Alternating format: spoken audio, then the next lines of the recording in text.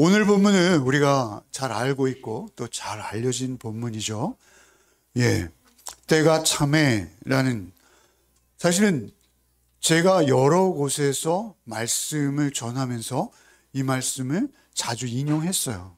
그런데도 사실 이 본문만으로는 말씀 전한 적은 없었던 기억이에요. 있었는지 모르겠습니다. 그러나 어쨌든 이 때가 참에라는 이 말씀은 우리에게 굉장히 유명한 본문입니다. 4절에 때가 참에 하나님이 그 아들을 보내사 여자에게 나게 하시고 라고 하시죠. 그러니까 때가 참에 하나님께서 그 아들을 여자에게 나게 하신 거예요. 때가 중요하다라는 것이죠. 우리가 어떤 사건을 접할 때 그 사건의 정체를 파악하기 육하 원칙이라는 게 있잖아요. 언제, 어디서, 누가, 왜, 무엇을 어떻게, 이렇게 6가지로 그 사건을 규명하잖아요. 정의합니다. 근데 오늘 이 본문에서는 사실 그 중에 언제, 그때라는 점에서 굉장히 중요한 의미를 갖는 본문입니다. 그리고 또한 왜라는 의미에서, 왜 하나님께서 그 아들을 우리에게 보내셔야만 했는가, 이 점에 있어서 굉장히 많고 다양한 이유들이 있겠으나 그 중에 몇 가지 중요한 이유들을 오늘 본문이 밝혀주고 계십니다. 그래서 사실 이 본문을 통해서 우리는 왜 그때 오셔야 했는지, 그리고 무엇을 위해서 오셨는지, 우리가 그것들을 이 본문을 통해서 교훈 받기를 원합니다. 같이 나누기를 원합니다. 그리고 또 여러분의 기억 속에서 이 본문이 잘 박힌 못과 같이 예수 그리스도가 누구이신지의 정체성을 설명하는데 잊혀지지 않는 그런 본문이 되시기를 바랍니다. 먼저 1절, 2절, 3절을 함께 읽겠습니다.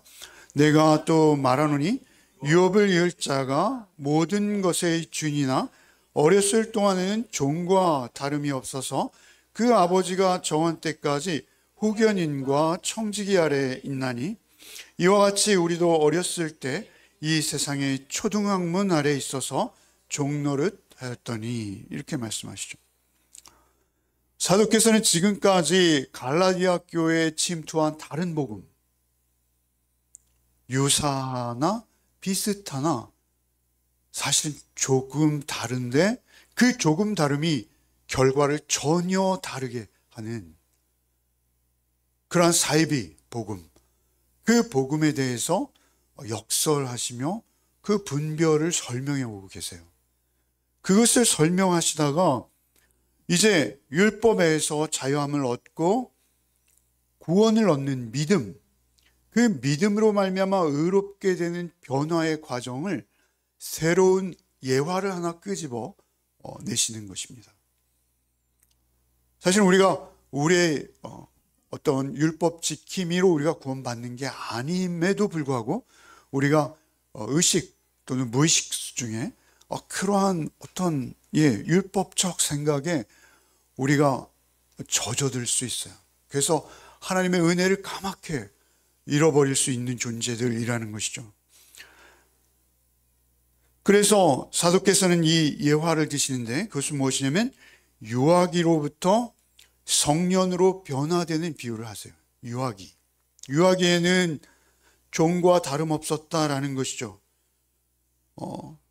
보통 유대인들에게 있어서 유아기라고 하면 12살까지라고 합니다. 12살까지는 아버지의 영향력 안에서 아버지의 말씀에 절대 순종하는 그런 유아기를 거쳐야 한다라는 것이죠. 로마의 경우는 14살이었다고 해요. 유대인들이 좀 더 엄격한 교육을 받아서 2년 정도 빨랐는지 모르겠어요. 어쨌든 그들은 그때까지는 미성년으로 후견인, 오늘 본문에 보면 후견인과 청지기의 보호 아래에 있었다라는 것이죠. 마땅히 아버지에게 상속을 받아서 누려야 될 아들의 권리가 있음에도 불구하고 그 자유함을 누리지 못하고 특별한 보호자를 통해서 권리가 제한되었다라는 것이죠. 근데 사실 12살이나 14살이 되었다고 해서 재산권까지 행사할 수 있도록 그 권리가 이양되는 건 아니라고 합니다. 대부분은 25 정도가 지나야지 이제 그것도 아버지의 재량에 의해서 그 시기를 일정히 못 박은 것이 아니라 아버지의 권한이라는 거예요. 아버지가 그것을 언제 이양할 것인지를 정한다. 아버지의 재량이라는 것이죠. 그 재량권으로 확인되어질 때까지 청지기 제도가 있어서 그는 청지기의 종, 사실 율법의 종된 상태로 살아갔어야 된다라는 것이죠. 그래서 이것을 내가 말하는 유업을 이을 자가 모든 것의 주인이나 어렸을 동안엔 종과 다름없어서 아버지가 정한 때까지 후견인과 청지기 아래 있나니 이와 같이 우리도 어렸을 때는 세상의 초등학문 아래에 있어서 그 초등학문의 종이 되었었다. 이렇게 설명하시는 거예요. 예화죠. 율법과 믿음의 관계를 설명하시는 거예요. 그것을 초등학문이라고 하세요. 근데 이 초등학문을 주석가들 또 많은 학자들은 그때 당시에 어떤 점성술 또는 헬라의 철학 이런 여러 가지 비유들을 들고 있으나 문맥상으로 여기서는 율법일 수밖에 없고 율법으로만 이해해도 충분하죠. 그래서 율법의 종노릇을 하고 있었다는 거예요. 율법에 갇혀 있었다는 거예요. 그 율법에 갇혀 있는 그들을 자유케 하시기 위해서 예수가 오셨다는 것이죠. 그러니까 예수가 오신 목적 중에 하나는 우리가 율법에 매여서 종노릇하고 있는 상태에서 우리에게 자유를 주시기 위해 오신 거예요. 그러니까 우리가 율법에 절대 매일 필요가 없는 존재라는 것이죠. 그렇게 오신 거예요. 4절 5절 읽겠습니다. 때가 참에 하나님이 그 아들을 보내사 여자에게서 나게 하시고 율법 아래에 나게 하신 것은 율법 아래에 있는 자들을 속량하시고 우리로 아들의 명분을 얻게 하려 하심이라. 때가 참에, 이 말씀이 강조하는 것은 하나님의 절대 주권입니다. 하나님의 절대 주권. 하나님께서 그때는 정하시는 거예요. 그 아비가 그 자녀에게 언제 재산권까지 행사할 수 있도록 그 권한을 위임할 수 있는가, 이양할 수 있는가, 그 유업을, 그 유산을 상속할 수 있는가라는 때는 아버지가 정한다는 거예요. 그래서 때가 참에라는 것이죠. 그 2000년 전 그때, 그날, 그 밤이 하나님이 정하신 때라는 거예요. 하나님이 정하신 때가 되자, 때가 참에 아들로서의 권한과 자유를 누리지 못해서 초등학문, 앞서서는 몽학선생이라고도 말씀하시는데 그 무기력함과 곤고함, 견디기 힘든 암담함에 있을 때 그들에게 예수께서 오셨다라는 것이죠. 당시의 상황은 유대인들이 종교 지도자로 군림하고 있었어요. 그래서 그들은 모든 권한을 자신들의 손에 틀어쥐고 그들에게 자유를 제한하며 심지어 자신들은 오히려 타락과 부패에 찌들어 있으면서도 하나님 앞에 그 은혜의 수단, 율법도 사실은 은혜의 수단이거든요. 율법도 우리가 율법을 통해 우리 자신의 모습을 깨닫고 하나님 앞에 진솔한 헌 제사의 모습으로 하나님 앞에 나가는 은혜의 통로입니다. 그럼에도 불구하고 그것을 군중들을 억압하고 자신들의 권력을 지키는 수단으로 사용하고 있었다라는 것이죠. 율법은 구원과 전혀 상관없는 형식주의에 빠져서 하나님의 은혜 앞으로 나올 수 있는 길마저 막아버렸다는 것이죠. 그런가 하면 여러 학자들은 또 그 때가 참에라는 것을 가지고 굉장히 많은 논문들이 있어요. 굉장히 깊이 있는 논문들이 있어요. 그래서 세상적인 안목으로 그 때를 설명해요. 정치적으로는 그때는 언제였냐면요, 평화의 때였어요. 평화했대. 여러분 많이 들어보셨을 텐데 팍스 로마나라는 로마가 힘으로 한 200여 년 정치적으로 굉장히 안정된 시기가 있었어요. 예수님 오시기 전후가 그런 시기였습니다. 그래서 정치적인 배경으로 로마의 여러 황제들이 바뀌어 나가는 중에도 군중들은 어느 정도 평안한 삶을 누릴 수 있는 그런 환경적 여건이 있었다는 것이죠.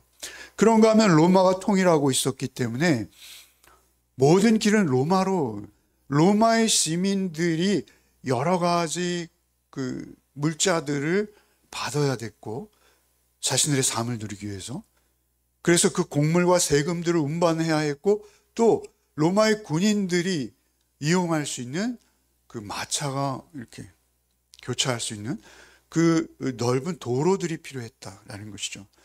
그래서 정치적으로 그러한 환경이 되었고, 도로 또한 굉장히 잘 갖춰졌고, 문화적으로도 헬라 문화가 지배하고 있었어요. 알렉산더를 통해서 BC 300여 년 전부터 쭉 상당히 언어적으로도 세계가 어느 정도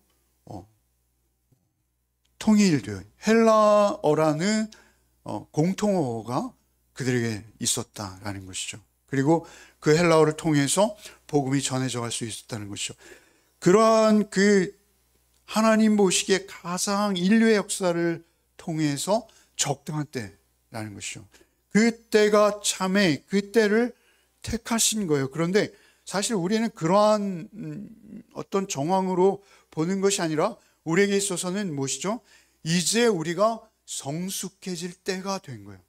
하나님, 제가 언제 말씀드렸지만 계시의 점진성이라는 것을 설명드린 적이 있어요. 그래서 하나님께서 율법을 주시는 때가 있고, 그 율법으로 인해서 한계를 느끼게 될 때가 있고, 그리고 그 느끼게 될 때에 하나님께서 은혜로 구원하시고자 정하신 때가 있다라는 것이죠. 그 때와 시기는 하나님께서 하나님의 절대 주권으로 정하시는 것이죠. 그때에 율법 아래에 나게 하셨다. 5절에 보면, 5절 한번 읽어보고, 5절 안 읽었죠? 읽겠습니다. 율법 아래에 있는 자들을 속량하시고 우리로 아들의 명분을 얻게 하려 하심이라. 율법 아래에서 갇혀서 이용당하고 있었던 우리들, 그 우리들을 구원하시고자 그 아들이 오셨다라는 거예요. 속량하시고 우리로 아들의 명분을 얻게 하려 하시오. 명분을. 율법에 제한받고 있었어요. 그래서 그 율법의 핵심을 차지하고 있는 유대인으로 오셨어요. 그래서 율법을 절대 만족시키셨어요. 우리가 지킬 수 없는 율법이잖아요. 8일 만에 할례를 받으시고 모세가 정한 모든 절기들을 다 지켜내시고, 그렇게 완벽하게 율법을 지켜내신 그분이 율법을 지킬 수 없는 우리를 대신해서 그 율법을 지키지 못한 모든 죄를 당신이 홀로 뒤집어 쓰시는 그 역할이 있다라는 것이죠. 그래서 그 율법 아래 있는 자들을 속량, 율법을 우리가 지켜내지 못한 그 값을 하나님께 대신 지불하시는, 속량은 대신 지불하시는, 그 대신 지불하심으로 십자가를 지셔서 영단번에 그 제사, 당신이 제물이 되시고 제사장이 되셔서 드려지는 그 제사로 우리를 아들의 명분을 얻게 하시오. 여러분, 이 아들의 명분을 얻는 게 엄청난 일입니다, 여러분. 이것은 양자로 입양되는 거예요, 여러분. 양자로 입양.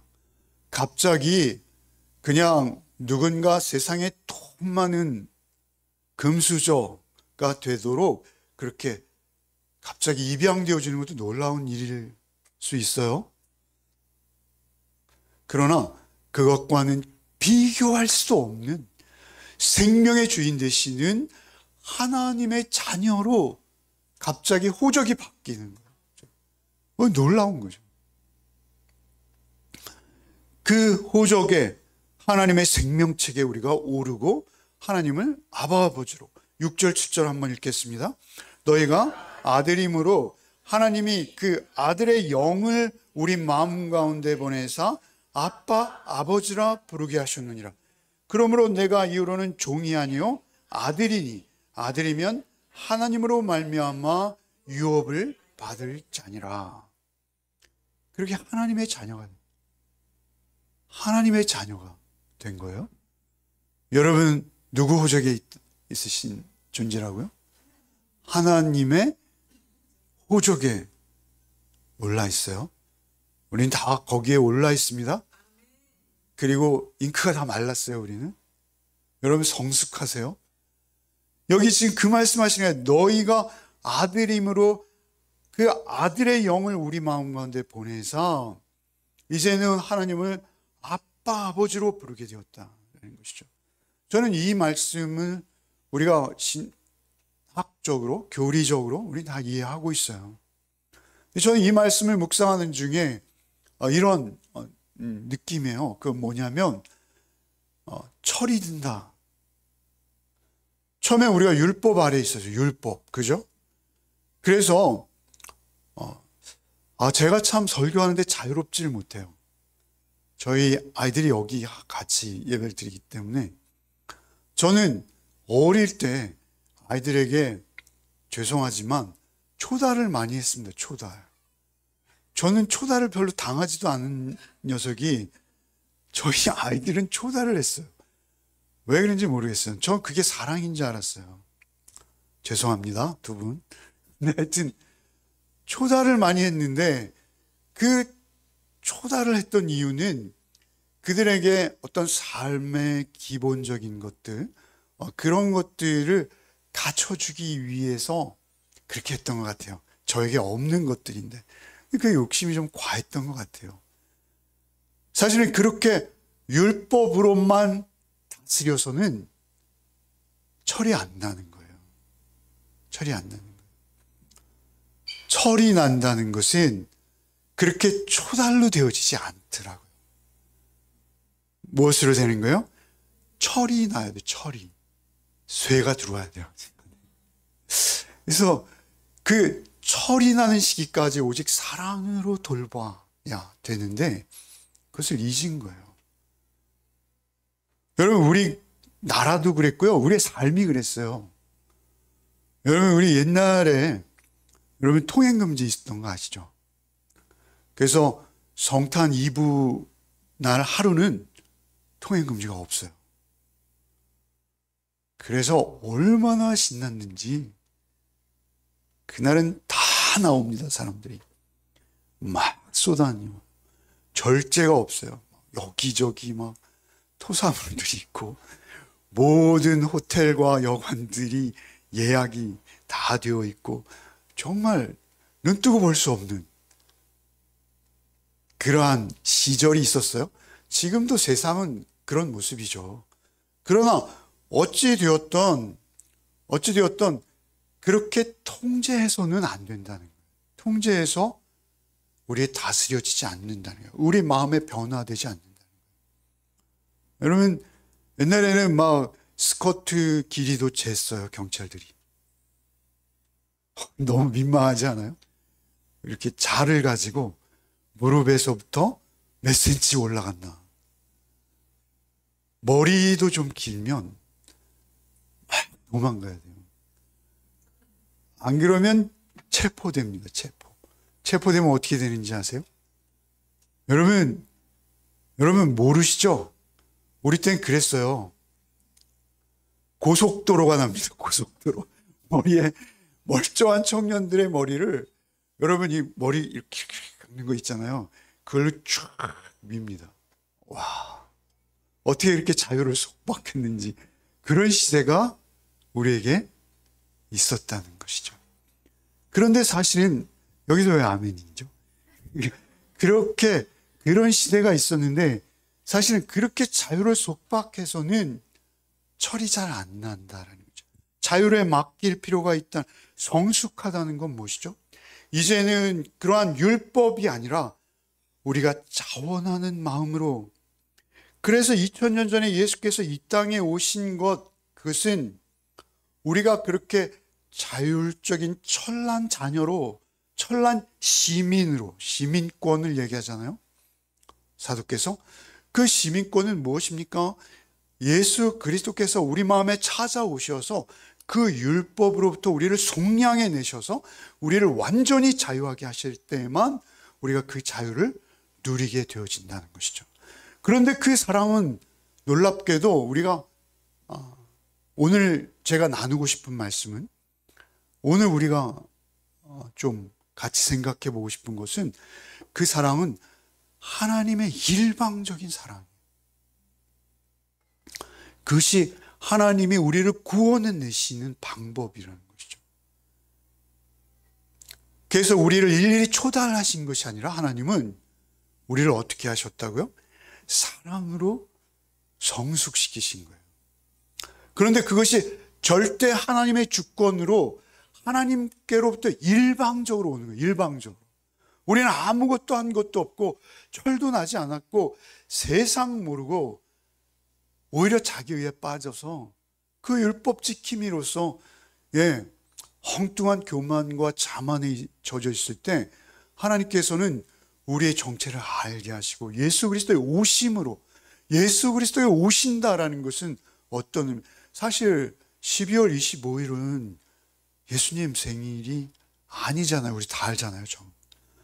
그럼에도 불구하고 우리가 이 성탄이 중요한 이유는 무엇이냐면, 하나님께서 인간이 되셔서 우리를 사랑하사, 우리가 하나님을 사랑한 것이, 하나님이 우리를 사랑하사 하나님이 그 독생자를 보내어 주셨다라는 것이죠. 이것이 성탄은 전적으로 하나님의 일이라는 거예요. 하나님의 일.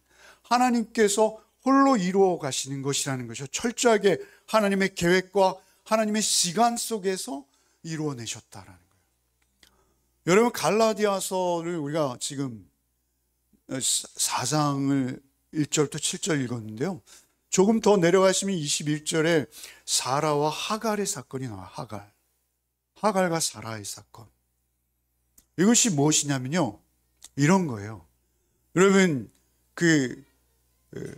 아브라함이 창세기 15장에 하나님 나타나셔서 너 내 후손을 바다의 모래 같고 하늘의 별같이 풍성하게 해주겠어 라고 언약하셨는데 이게 이루어지지 않는 거예요. 얼마가 돼도요? 10년이 흘러도 약속을 하시고 안 지키시는 것 같은 느낌인 거예요. 그래서 두 부부가 결심을 한 거예요. 사라가 먼저 제안을, 항상 사라가 먼저 제안을, 이부가 제안을 하고요. 사라가 먼저 제안을 해서 하갈을 내어놓죠. 하갈을 내어놓음으로 인해서 사실은 사라는 나쁜 의도가 아니에요. 어떤 의도예요? 하나님의 일이 이루어지도록 하기 원하는 거예요. 하나님께서 하신 약속이니까 그 약속이 반드시 이루어져야 할 것이다. 그러니 우리가 어떻게 좀 해봅시다. 이대로 있으면 당신이 이제 100세가 아니요, 그러니 하나님의 뜻이 이루어지도록 우리가 좀 어떻게 우리가 할 수 있는 건 해야 되지 않아요? 해서 하갈이 이스마엘을 낳는 거예요.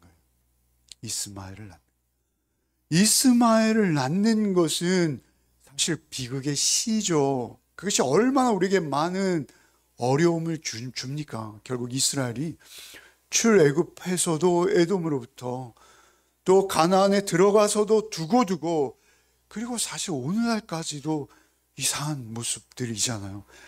그 인간이 내놓는 게 그렇다는 거예요. 하나님의 주도하심으로 이루어져야 되는, 하나님께서 일방적으로 이루어 주시는 것인데 우리는 우리가 뭔가 이루어 보려고 시도한다. 내가 이만큼 열심히 했으니, 내가 이만큼 노력했으니, 내가 이토록 행위에 있어서 하나님의 기쁨이 되었으니 라는 거예요. 그래서 하나님께서 할례를 주시는 거예요. 할례를 시켜버리시는 것이죠. 그리고 100세에 이삭을 주시는 거예요. 이삭은 하나님이 하신 거예요. 전적으로. 우리 잘 알잖아요. 하나님께서, 우리의 구원도 우리의 은혜도 하나님께서. 그래서 알미니언이 안 되는 거예요. 성경은 하나님께서 홀로 이루어 가시는 거예요. 우리가 그 하나님의 절대 주권을 인정하고 하나님의 그 시간 속에서 하나님의 때가 되면 하나님의 은혜로 우리를 찾아오시고 우리를 이루어 가신다는, 여러분 이 말씀이 갈라디아 전체에 흐르고 있어요. 여러분 갈라디아서 우리가 2장 10절 즐겨 외우시죠? 한번 외워보십시오. 시작.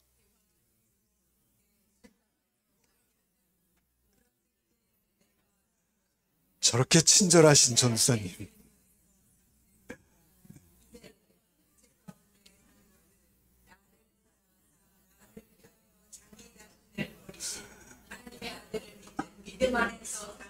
예, 이 말씀 우리 잘 알죠. 그런데 사실 이 말씀 한 절 앞에 19절도 우리가 읽어야 돼요. 19절 한번 읽어봅시다. 19절. 내가 율법으로 말미암아 율법에 대하여 죽었나니 이는 하나님에 대하여 살려 합니다. 사실 내 안에 나 죽고 그리스도로 산다는 것은 우리가 율법에 대해서 죽는 거예요.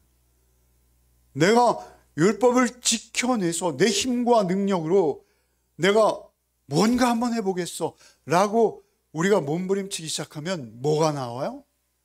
이스마엘이 나오는, 이스마엘. 엉뚱한 열매가 나오는 거예요.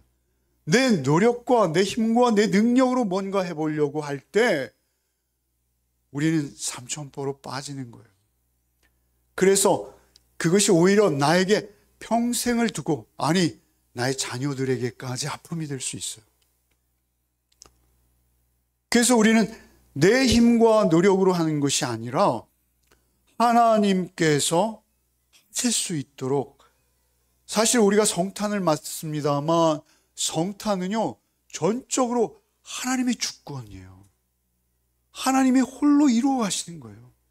우리가 한 게 아무것도 없고요, 내놓은 게 아무것도 없어요. 오히려 죄만 지었을 뿐이에요. 율법이 가장, 율법으로서의 악함이 극명하게 드러나던 그때에 오시는 거예요. 여러분 사가랴 아시죠? 엘리사벳과 부부죠. 그들이 누굴 낳았어요? 세례 요한을 낳았습니다. 그들은 이미 아기를 낳을 수 없는 부부였어요. 불임 부부입니다. 그런데 하나님이 찾아오세요. 내 아내 엘리사벳이 아들을 낳을 것인데 그 아들이 장차 오실 메시아의 길을 예비할 것이다. 이것은 사가랴나 엘리사벳의 이 일상에는 없던 계획이에요. 근데 하나님께서 오시는 거예요. 마리아 역시 그렇죠. 마리아는 동정녀였어요. 마리아는 이제 정혼했어요. 애 낳으면 큰일 나는 거예요. 그런데 하나님이 찾아오시는 거예요. 한번 같이 읽어봅시다. 누가복음 1장 28절 읽어봅시다. 그들에게 들어가 이르시되 은혜를 받은 자여 평안할지어다. 주께서 너와 함께 하시도다. 하나님께서 천사 가브리엘을 보내셔서 너 임마누엘이라는 아이를 낳게 될 거야. 이렇게 일방적으로 선포하시는 거예요. 다 그렇게 이루어지는 거예요. 여러분 24일 크리스마스에 있었던 일은 뭐냐면요, 하나님의 일이에요. 전적으로. 성탄은요 우리가 뭘 해야 되는 날이 아닙니다. 하나님께서 하신 일을 우리가 깊이 묵상하면 그 다음에 해야 될 일은 내 안에서 하나님이 하시는 거예요. 그 원리를 우리가 이해해야 돼요. 그게 철이 나는 거예요. 여러분 들판의 목자들에게는 어땠습니까? 크리스마스 전날 목자들은 그냥 들판에 널브러져 있었어요. 여러분 목자들은 굉장히 천한 직업이었죠, 당시에는. 그죠? 그래서 다윗의 아들 중에서도, 이새의 아들 중에서도 다윗은 내놓은 아들이었잖아요. 목자들은요 그 사회에서 가장 밀려나서 이제 더 이상 벼랑 끝에 있는 가장 낮고 천하고 아무도 인정하지 않는 그들에게 하나님이 찾아오시는 거예요. 갑자기 천사를 보내시는 거예요. 여러분 한번 읽어봅시다. 일방적으로 소리가 들려온 거예요. 누가복음 2장 10절 읽어봅시다. 천사가 이르되 무서워하지 말라. 보라, 내가 온 백성에 미칠 큰 기쁨의 좋은 소식을 너에게 전하노라. 여러분, 그래서 예수는 누구에게 찾아오시냐? 나 자신 자에게 찾아오십니다. 예수는 율법으로 한껏 교만해져 자기에 의해 차 있는 자들에게는 절대 오시지 않으세요. 예수께서 성탄은 이렇게 시작되는 거예요. 성탄, 우리 구원의 소식. 그 구원의 소식을 나중에 사가랴가 이렇게 정리하죠. 누가복음 1장 68절 읽어봅시다. 찬송하리로다 주 이스라엘의 하나님이여 그 백성을 돌보사 속량. 여기서 중요한 건 뭐예요? 그 백성을 돌보사. 누가요? 하나님께서 일방적으로 그 백성을 돌보신 것이 성탄인 거예요. 왜 이토록 성탄이 우리에게 말 못할 기쁨이 벅차오르는 감정이 있는지 아세요? 하나님의 사랑이 일방적으로 우리에게 나타난 바 되었기에 성탄이 좋은 거예요. 성탄이 되는 거예요. 성탄은 전적으로 하나님께서 홀로 이루고 행하신 일입니다. 그 은혜를 입은 자를 그리스도인이라고, 그 그리스도인은 천란아이가 돼서 이제는 청지기가 필요 없어지는 거예요. 그래서 이제는 주님 앞에서 우리가 자원하는 마음으로 살아가게 되는 것이죠. 여러분, 너희 의가 바리새인과 서기관보다 더 나아야 천국에 들어갈 수 있다. 이 산상수훈에서 말씀하시는 주님의 말씀이잖아요. 우리가 바리새인과 서기관들의 의보다 나을 수 없어요. 여러분, 바리새인과 서기관들의 의는요, 여러분 신대원 교수님들이에요. 여러분, 그분들이 얼마나 부지런한지 아세요? 아침 6시면 일어나서 헬라어 히브리어로 성경을 줄줄줄줄 읽고 하루 종일 그 어려운 논문들을 무수히 읽어내야 되고, 그러지 않으면 자기 논문 쓸 수 없어요. 그러면 교수직도 유지하지 못해요. 그분들이 얼마나 바르고 정직하고 부지런하고 성실한지요. 여러분, 당시에 바리새인과 서기관들은 요즘 우리가 존경하는 신대원의 교수님들보다 훨씬 바지런한 사람들입니다. 그리고 그들의 개인적인 삶도 요즘 교수님들은 명함도 못 내밀 정도로 경건한 삶을 유지해 오시는 분들이에요. 그런데 그분들보다 우리가 더 의로워야 된다고 말씀하신 거예요. 그것은 왜냐면요, 그 의의 종류가 다르기 때문에 그래요. 그들은 자기의 의로 쌓아가는 의인 거예요. 그러나 우리는 우리의 힘과 능력이 아니라 우리 안에 임하신 성탄하신 예수 그리스도의 은혜를 의지하는 의인 거예요. 내 의가 아닌 거예요. 하나님께서 나를 의롭다 여겨주시는 그 의가 우리에게 찾아오신 거예요. 그래서 이제는 아바 아버지로 부르고 철든 아들이 되어버리는 거예요. 그래서 이제는 우리가 마음 놓고 살아가는 거예요. 더 이상 너 10시 넘어서 들어오면 40에 한 대 가만 매야. 죄송합니다. 갑자기 엉덩이가 아파지시는 느낌. 그런 거 안 해도 된다는 거예요. 이제는 나보다 자기가 자기의 삶에 더 애착이 있고 사랑하고, 그리고 이제는 하나님의 사랑 안에서 붙들려서 이제 사랑에 매여서 그 사랑의 종이 된 거예요. 자발적으로. 이제 사랑으로 사는 거예요. 그래서 이제는 이스마엘을 낳는 삶이 아니라 이삭을 낳는 삶으로 변화된 거예요. 여러분 믿으십니까? 그래서 우리는 너무 저 여러분 귀에 못이 박이도록 얘기해서 죄송한데 맨날 설교가 똑같을까 고민이에요. 지금 결론이 가면 똑같아져 버려요. 그래서 이제는 내가 살인 안 했어요, 잘했죠, 이런 게 아니에요. 이제는 주님, 주의 은혜로 저는 죽도록 죽이고 싶은 자가 있었으나 여러분 미워하지도 않게 되었어요. 이렇게 고백하는 거예요. 이제는 미워하지도 않을 수 있게 되었어요. 이것은 나에게서 나온 것이 아니에요. 주님 은혜입니다. 이렇게 되는 거예요. 여러분, 이제는 하나님 저 간음하지 않았어요. 그래서 제가 간음죄로 고발된 적이 단 한 번도 없는 생애를 살았습니다. 여러분, 제가 그러한 범죄를 사람 앞에도 짓지 않았어요. 이게 아니에요, 이제는. 그것은 바리새인과 서기관들의 의예요. 이제는 그런 게 아니라 주님, 저에게 음란의 영이 찾아올 때마다 전 주님의 피 묻은 십자가를 붙들었습니다. 주님 십자가를 붙들 때마다 주의 은혜로 저는 날마다 승리할 수 있었어요. 오히려 그러한 음란의 마음조차도 저에게는 틈탈 수 없게 주께서 저를 지켜주셨어요. 여러분, 그런 것들이 철든 아들의 삶인 거예요. 그 철든 아들의 삶은 서기관과 바리새인의 삶과는 비교되지 않는 질적으로 다른 삶인 거예요. 그 삶이 우리들의 죄된 성품에 찾아오신 거예요. 그게 성탄입니다, 여러분.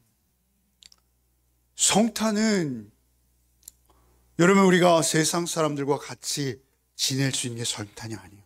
여러분, 이 성탄을 가장 잘 정리한 것이 뜻밖의 로마서 8장 3절 4절이더라고요. 여러분 같이 한번 읽어봅시다. 율법이 육신으로 말미암아 연약하여 할 수 없는 그것을 하나님은 하시나니 그 죄로 말미암아 자기 아들을 죄 있는 육신의 모양으로 보내어 육신의 죄를 정하사 육신을 따르지 않고 그 영을 따라 행하는 우리에게 율법의 요구가 이루어지게 하려 하심이니라. 여러분, 이 말씀 이해가시죠? 여러분, 이 말씀의 결론을 위해서 이 설교 전체는 이루어진 거예요. 여러분, 이 말씀 무엇입니까? 육신으로 말미암아 연약하여 할 수 없는 그것을 하나님은 하시나니 하나님이 어떻게 그것을 하신다는 거예요? 죄로 말미암아 자기 아들을 죄 있는 육신의 모양으로 보내어 살 찢기고 피 흘리게 하사 우리에게 그것을 이루어 내셨다는 거예요. 하나님이 내신 거예요. 그래서 우리는 이제 더 이상 이삭을 낳으려고 하지 않아요. 내가 뭘 해보려 하지 않아요. 하나님께 의지하는 거예요. 하나님께 맡기는 거예요. 하나님의 은혜를 사모하는 거예요. 오히려 하나님만 경외함으로, 두렵고 떨림으로. 여러분, 어제 우리의 육상 말씀이죠. 두렵고 떨림으로 그 십자가 대속에 주께서 내 안에 찾아오시는 것은 늘 우리가 경건할 수밖에 없는 거예요. 경외할 수밖에 없는 거예요. 그분이 우리에게 찾아오시는 그 두렵고 떨림이 우리에게 날마다 있어서 우리 날마다 새 피조물로 살아가는 거예요. 그분의 찾아오심, 그 두렵고 떨림으로 우리의 삶을 이루어간다라는 것을 잊지 않는 이 성탄이 되시기를 바랍니다. 오직 주님의 은혜만을 의지해서, 여러분, 우리에게 특별한 소원이 있어서 그것을 이루어 간다? 그런 게 우리 그리스도인의 삶이 아니고요.